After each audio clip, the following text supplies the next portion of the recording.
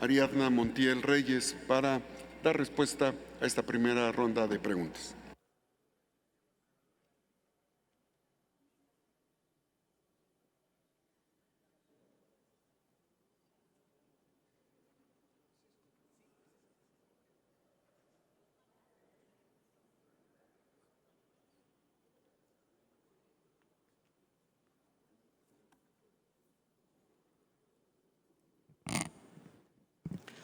De antemano agradezco las preguntas y cuestionamientos que los diversos grupos parlamentarios nos han planteado esta mañana. Trataré de dar respuesta en el orden que fueron planteadas, aunque como distintos temas son parte del mismo debate, los abordaré en conjunto. Prospera. Efectivamente, la política de bienestar de este gobierno cambia la visión de aplicación de los programas de bienestar. ¿Por qué hoy no somos programas sociales? ¿Por qué hoy somos una política integral de bienestar?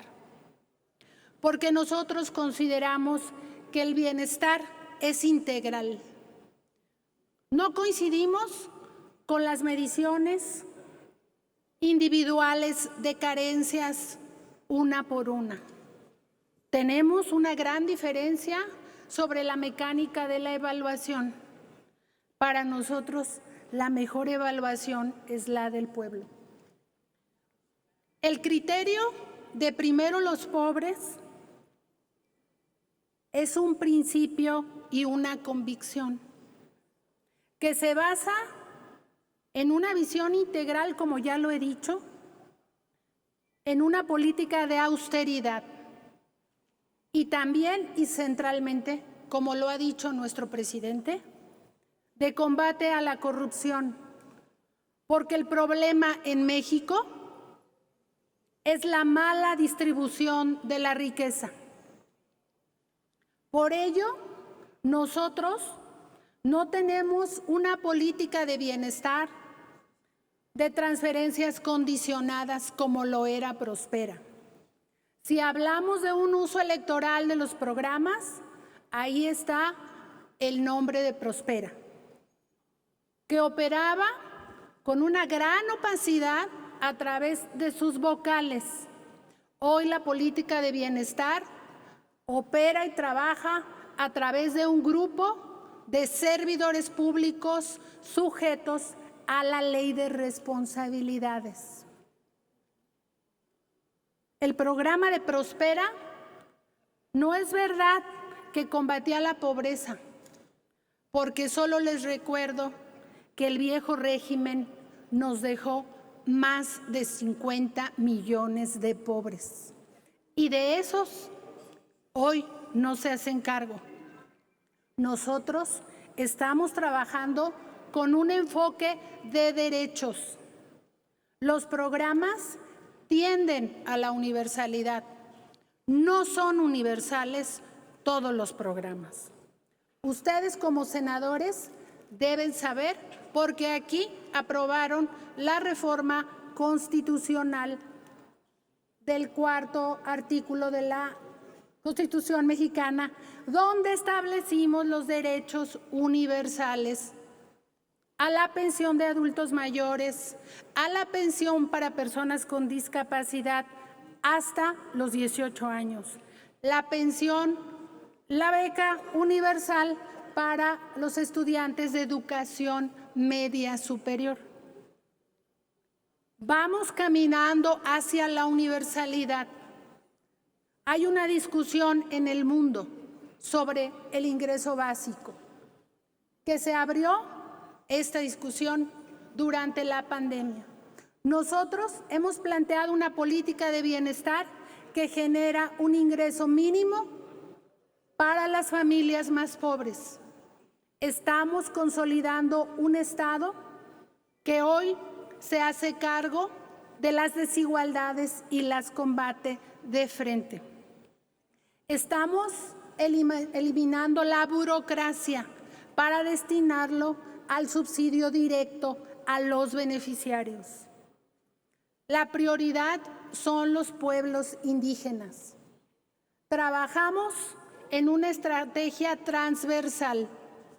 Todos los programas de bienestar tienen como prioridad a la población indígena.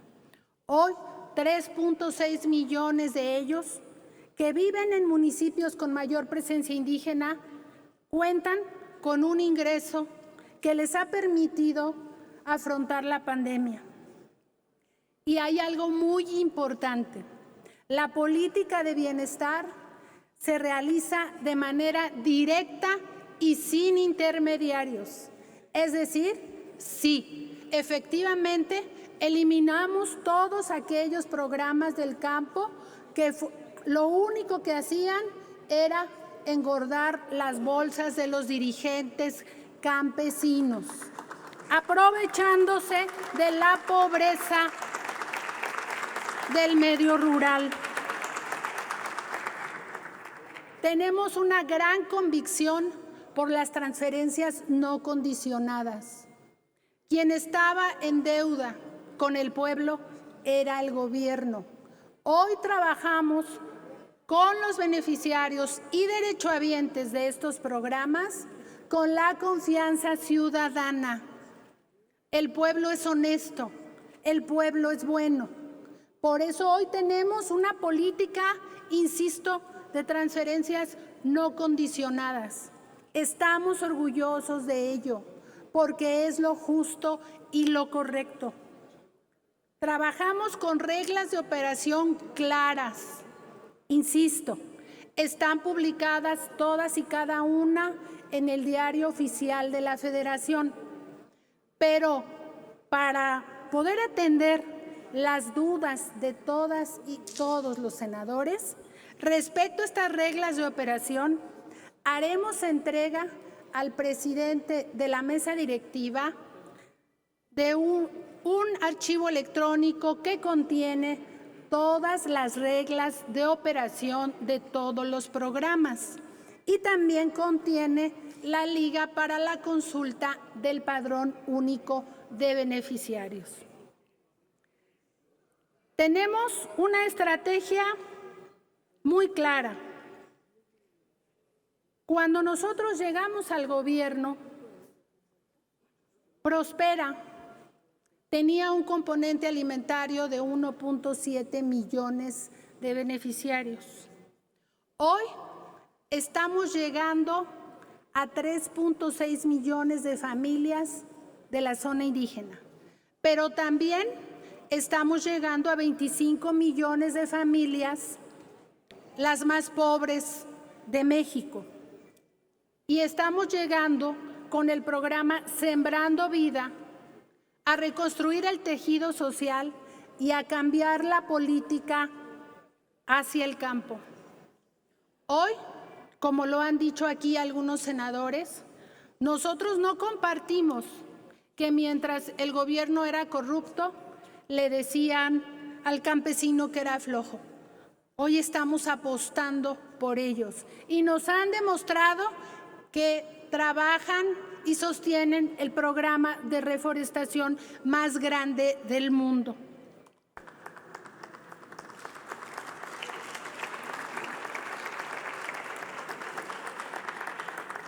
La política de bienestar trabaja con un esquema fundamental de control ciudadano. Tenemos 18,000 comités de Contraloría Social. Lo que significa es que los ciudadanos son parte de la evaluación de la operación de estos programas. De manera general, les puedo decir que la política de bienestar es integral, se trabaja desde el territorio, promueve y constituye derechos, combate todos los días la intermediación que aún no acaba de morir su intento por administrar los programas sociales, pero nosotros somos garantes de que los programas lleguen a la gente que lo necesita. Es muy importante también comentar aquí que los programas que no son aún universales, entre otras razones, como ejemplo la pensión para personas con discapacidad, es porque todavía no se suman todos los gobernadores a ayudar y apoyar en esta estrategia. La responsabilidad del combate a la pobreza es de todos los niveles de gobierno. Nos corresponde a todos combatir la pobreza y las desigualdades. Vivimos una crisis económica mundial, la más grande recordada en la historia moderna. Una crisis que puso de rodillas a las economías más grandes. A pesar de ello, en México no hipotecamos el futuro de ningún mexicano. Por el contrario, nos volcamos a apoyar a las familias, principalmente a los más pobres. Con los datos de la Encuesta Nacional de Ingreso y Gasto, aplicada en 2020, en el periodo de la pandemia, les informo que 1,627 municipios del país redujeron su pobreza.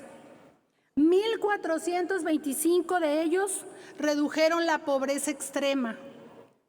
El ingreso de las familias rurales creció en 3.8. De los 623 municipios con presencia indígena, 424 redujeron su pobreza extrema.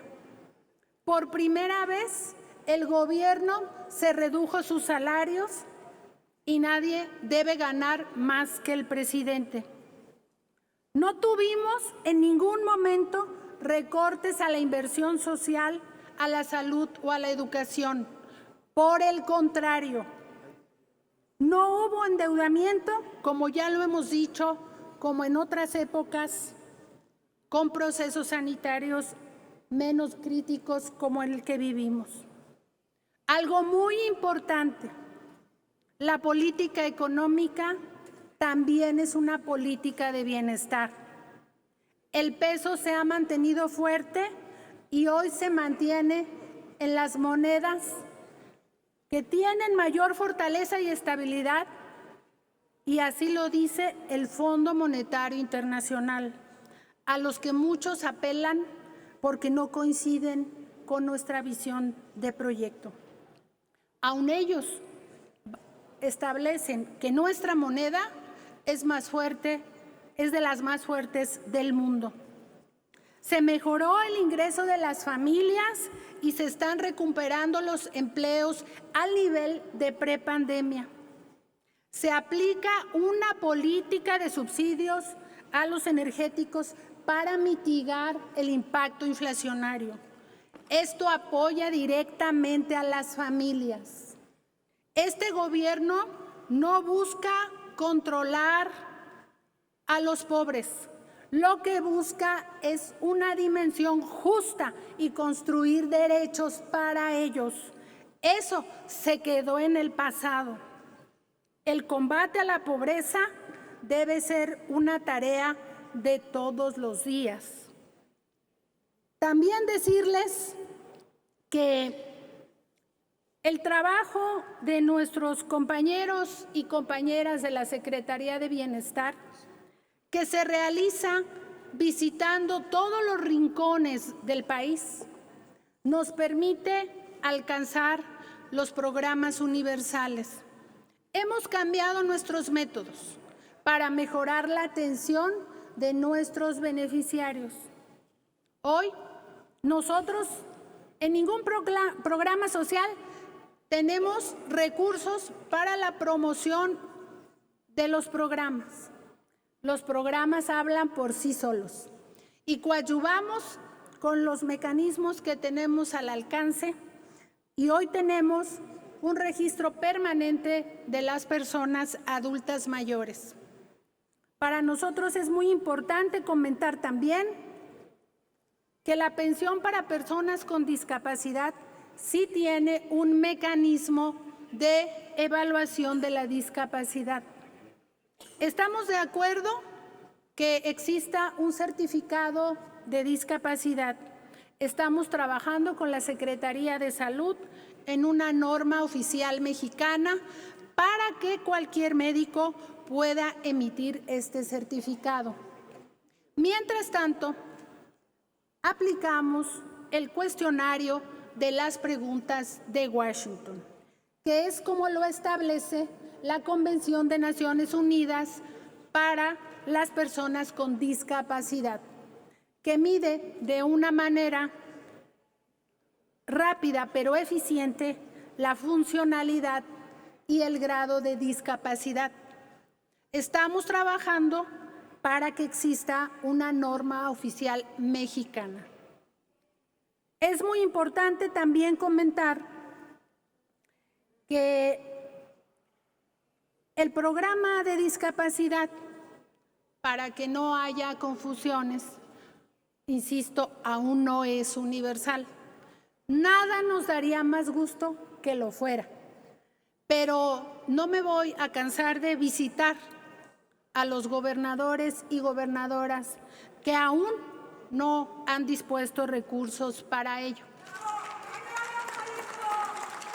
Y le voy a pedir mucho apoyo a la senadora Gloria, que nos ayude, porque ahí creo que tenemos pues una muy buena interlocución para acercarnos al gobierno de Jalisco y de Nuevo León,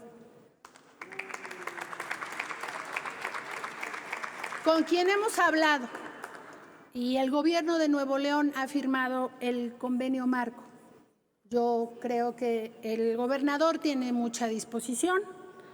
El gobernador Alfaro aún no firma el convenio marco, pero yo no voy a dejar de insistir. Y él me dejó la puerta abierta la última ocasión que estuve en su oficina. Aquí se trata, nuestra historia de vida es hacer un trabajo de casa por casa. Y a mí me toca hacer este trabajo de gobierno por gobierno hasta alcanzar la universalidad de la pensión para personas con discapacidad que hoy viven una situación vulnerable.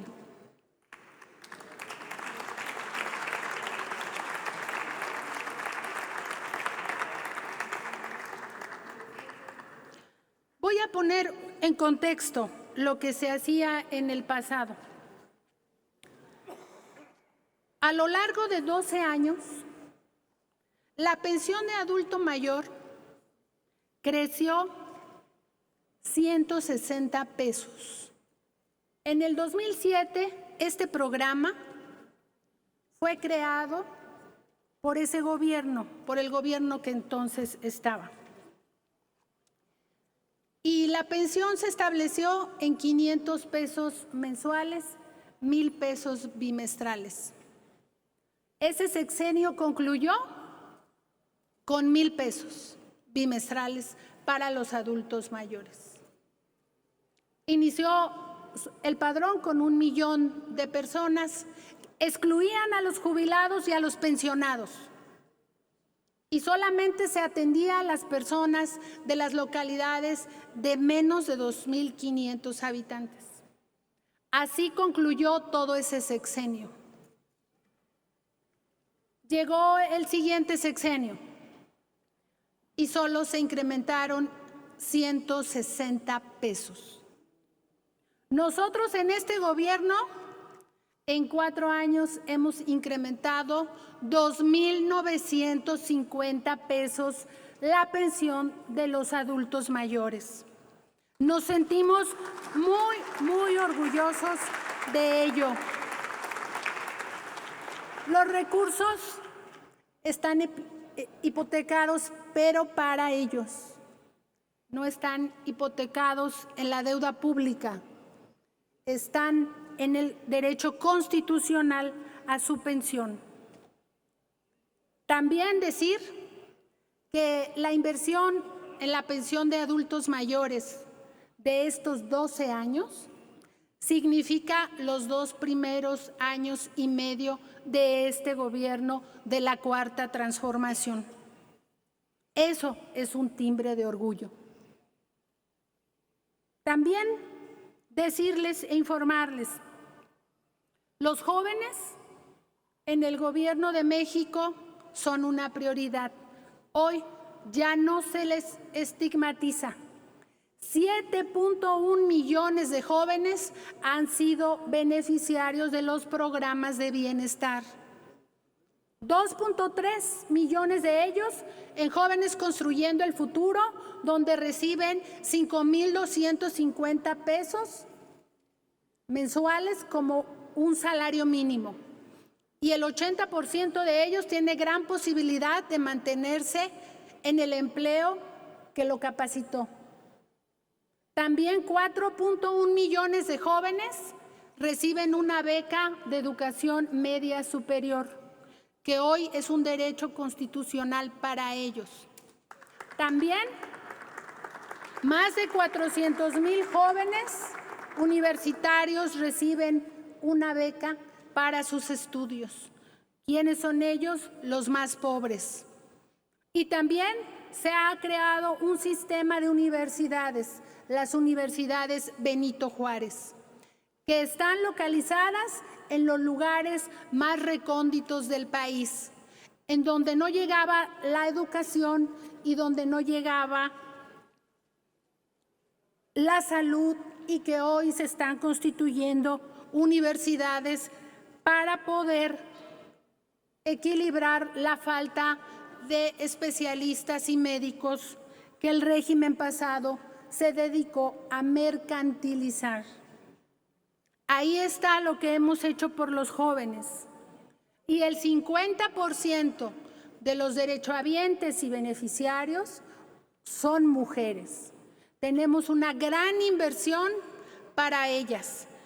Sobre todo, hemos trabajado para que los niños y las niñas de las regiones más pobres sean apoyados en su cuidado, apoyando a las madres en esta tarea.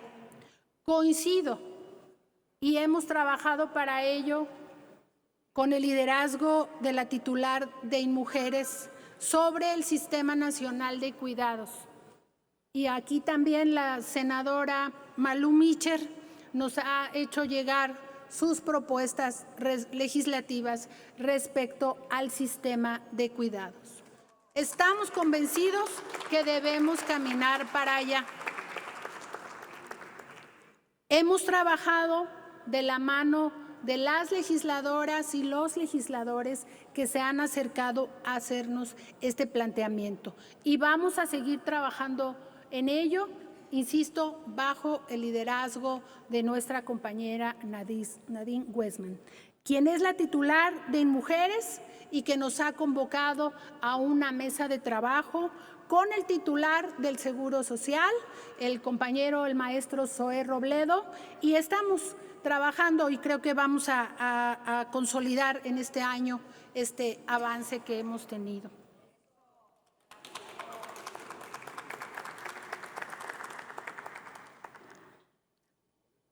No hemos desmantelado el sistema de protección a las niñas y a los niños.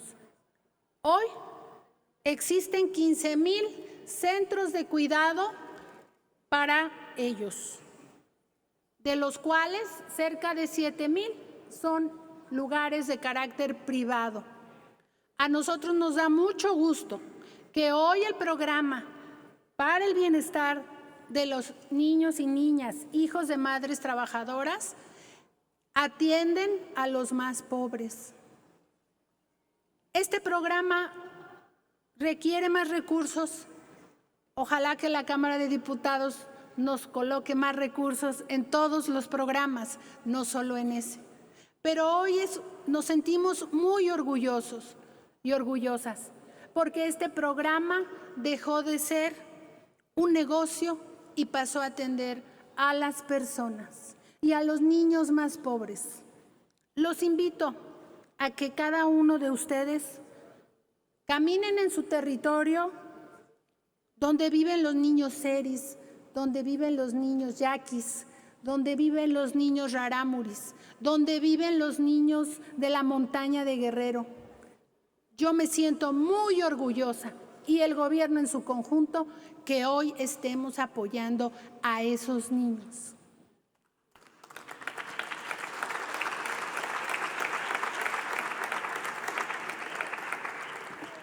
Tenemos dos programas de carácter universal, como ya lo hemos dicho.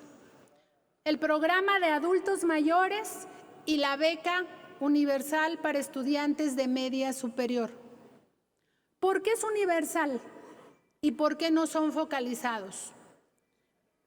Porque consideramos que a los adultos mayores, por ejemplo, que cumplieron 65 años y que ya son acreedores a esta pensión, a lo largo de su vida no tuvieron el apoyo del gobierno. Hoy estamos restituyendo ese abandono. Pero además hemos cambiado la visión de cómo entregar esta pensión. Hoy incluimos a los jubilados y pensionados, a los que en el pasado se les decía que no tenían derecho a un apoyo del Estado, porque ellos ya tenían una pensión, pero esa pensión devenía de su esfuerzo laboral, no era una aportación del gobierno para ellos. Por eso esta pensión es universal y por eso atendemos, en el caso de adultos mayores, a los más pobres y a los más ricos. En esta pensión tenemos esa gran cualidad que es para todas y para todos. Insistimos que es un gran reconocimiento a la labor y al trabajo de ellos a lo largo de su vida. ¿Cuáles son las acciones que vamos a llevar a cabo para el próximo año? Aproximadamente tendremos la inversión social que alcanzará los 600,000 millones de pesos. En el programa de adulto mayor, en la pensión para personas con discapacidad, en el programa de niñas y niños hijos de madres trabajadoras, en el programa Sembrando Vida y también en el programa de microcréditos para el bienestar, mejor conocidos como las tandas de bienestar. Pero también seguirán las becas de educación básica, media superior y superior. También seguirá el programa de Jóvenes Construyendo el Futuro.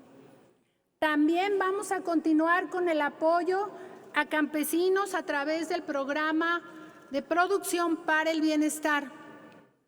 También continuará el apoyo para pescadores a través del programa de Bien Pesca. También vamos a seguir rehabilitando las escuelas a través del programa La Escuela es Nuestra, donde la participación de los padres y madres de familia es central. También vamos a continuar con el sistema de universidades Benito Juárez, pero también vamos a continuar una política de cero evasión de los impuestos para que haya recursos para los programas sociales. Y también vamos a continuar con una política económica que siga fortaleciendo nuestra moneda. Y también vamos a continuar con una política salarial que retribuya y reconozca el esfuerzo de las y los trabajadores. Ese es el plan que tenemos en los programas de bienestar. Para el próximo año del 2023, quiero contestar de manera muy puntual las preguntas del senador Mancera respecto a dos temas. Uno, que tiene que ver con el contrato de arrendamiento de vehículos de nuestra Secretaría con una arrendadora. Nosotros hicimos una un contrato en el 2019 en una contratación consolidada que nosotros nos sumamos a esta contratación. No se hizo directamente en la Secretaría de Bienestar. Al ser un contrato consolidado, se trabajó desde la Secretaría de Hacienda a través de la Oficialía Mayor. En este año, esta empresa fue sancionada efectivamente. Un mes antes nosotros habíamos ampliado en tiempo el contrato para concluir este año. De tal manera que estamos esperando la respuesta de la función pública respecto a la situación de haber fincado nosotros una ampliación del contrato que está por vencerse y que nos digan el proceder respecto a la inhabilitación de esta empresa. También decirle al senador Mancera que las observaciones de la Auditoría Superior de la Federación se atienden puntualmente y seguimos trabajando para dar respuesta a todas y cada una de las observaciones que ellos nos realizan, sobre todo en lo que tiene que ver con los padrones. Y aquí me gustaría comentar que nosotros hemos hecho un trabajo muy importante de verificación de los padrones, pero que ha podido ser útil y eficiente porque el Registro Nacional de Población ha mejorado mucho sus sistemas. Nos ha permitido generar análisis de duplicidades. Hay muchas personas que tienen más de una CURP, porque en el pasado hasta en eso había desorden. Muchas dependencias emitían el CURP y al ser una clave única había más de una para varias personas. Eso pasa mucho con los adultos mayores, que ya no con los niños. Con ellos hacemos una confronta de defunciones cada bimestre. Antes de pagar, emitimos el padrón a RENAPO para que nos digan quién está en defunción y poder nosotros hacer lo necesario para mantener los padrones actualizados. Vamos a seguir apoyando por convicción y porque así es lo que debemos hacer, la transparencia en nuestro trabajo, apoyar que las y los senadores y las y los diputados, en su caso, tengan la información necesaria para poder conocer los programas de bienestar. Insisto, les hemos dejado una USB con las reglas de operación de todos los programas y la liga para poder acceder a los padrones de bienestar que están publicados como lo marca la Ley General de Desarrollo Social. Les agradezco sus preguntas y seguiré atenta a dar respuestas al siguiente bloque, no sin antes agradecerles el reconocimiento para quien así lo ha hecho a la política de bienestar. Decir que seguiremos insistiendo que lo que estamos construyendo son derechos y que lo más importante que ha aportado el gobierno de la Cuarta Transformación es la revolución de las conciencias, que nunca más se convierte en una dádiva un programa de bienestar. Y que si alguien pretende hacerlo, las y los ciudadanos sepan ejercer y defender su derecho. Para ello trabajamos todos los días. Muchísimas gracias.